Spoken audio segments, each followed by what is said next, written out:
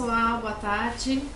Nós estamos aqui realizando esse vídeo para tirar algumas dúvidas de vocês que estiveram presentes tanto nos fóruns, na ferramenta de exercício e nos e-mails.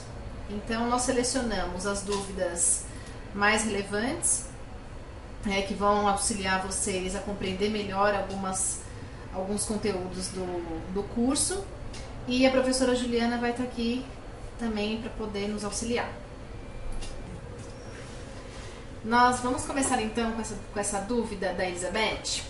A Elizabeth diz que ela tem pouco conhecimento sobre objetos de aprendizagem, que ela realizou um curso pelo LANT, na Universidade Federal Fluminense, criou uma aula e postou no portal do professor, só que nessa aula ela não criou um objeto de aprendizagem, só utilizou o que tinha e adicionou a aula dela. Então a dúvida dela é, será que é um objeto de aprendizagem ou não? Tá, então a aula que ela inicialmente pegou no portal é um objeto de aprendizagem, porque pela definição, o objeto de aprendizagem é qualquer conteúdo digital que possa ser reutilizado para a educação, né? E aí, como essa aula ela tem uma reusabilidade simples, isso permitiu com que a Elizabeth pegasse a aula, modificasse, né, e criasse um novo objeto baseado no objeto anterior. Se essa aula tivesse uma reusabilidade baixa, como por exemplo, essa aula tivesse em PDF, né, seria mais difícil dela editar, dela reutilizar, do que uma aula, por exemplo, em PowerPoint, que é mais fácil a edição. Mas a resposta é, os dois são objetos de aprendizagem. Vou voltar uma aqui.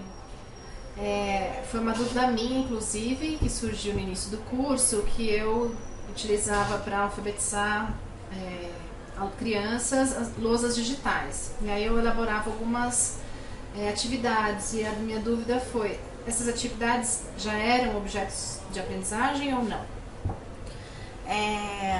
Como que foi essa sua experiência? Então, na verdade, a gente tinha na própria lousa digital, tinham atividades pré-elaboradas, e aí eu pensava, por exemplo, eu quero hoje que eles se familiarizem mais com os sons das vogais, e eu pegava frutas que começavam com vogais, ou elementos relacionados a brinquedos, que favorecessem. Depois disso, você disponibilizou em algum lugar? Não. Para que outras pessoas pudessem utilizar? Né? Então, assim, você criou um objeto de aprendizagem que você utilizou, você pode até reutilizar novamente, mas a reutilização vai ser baixa, né? Por quê? Porque você não disponibilizou, você poderia ter disponibilizado para que outras pessoas também pudessem reutilizar essa sua aula, mas também é um objeto de aprendizagem.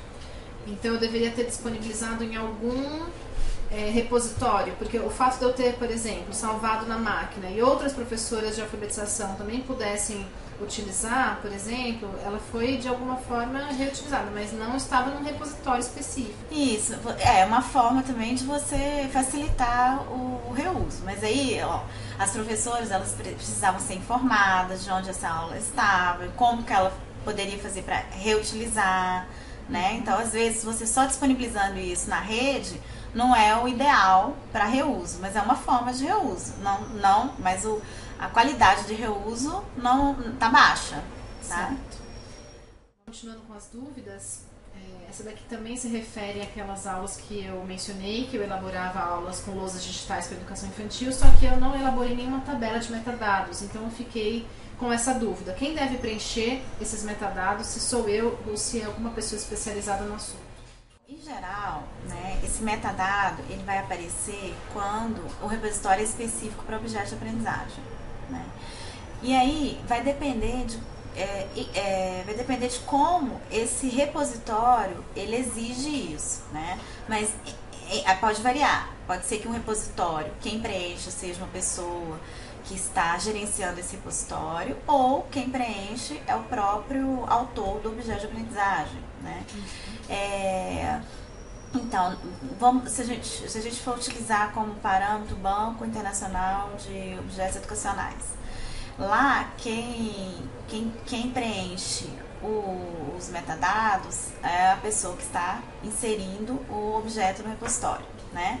Depois disso, vai existir um avaliador que é um funcionário desse banco, que vai verificar se aqueles dados preenchidos estão corretos e também ele vai verificar a qualidade do objeto de aprendizagem. Ele vai fazer uma seleção, né? Agora, Érica, passa para o próximo slide. E aí, aqui, nesse slide, a gente pode observar como que é feito esse preenchimento, tá? A gente pode também chamar de catalogação. E o metadado ele vai ser gerado automaticamente a partir das informações que a pessoa que está depositando o objeto colocar aí nesse formulário que está sendo mostrado para vocês nesse PowerPoint, tá? Então, por exemplo, o primeiro componente do formulário é componente curricular, né? Então, ele vai colocar quais são as categorias de componente curricular daquele objeto, tá? E aí, ao finalizar a inserção no metadado, no repositório, esse formulário vai gerar automaticamente um metadado, que a gente chama de metadado, que vai ser o quê? Um arquivo que vai sempre acompanhar aquele objeto, que vai descrever aquele objeto, tá? Então, o formulário é o nosso metadado.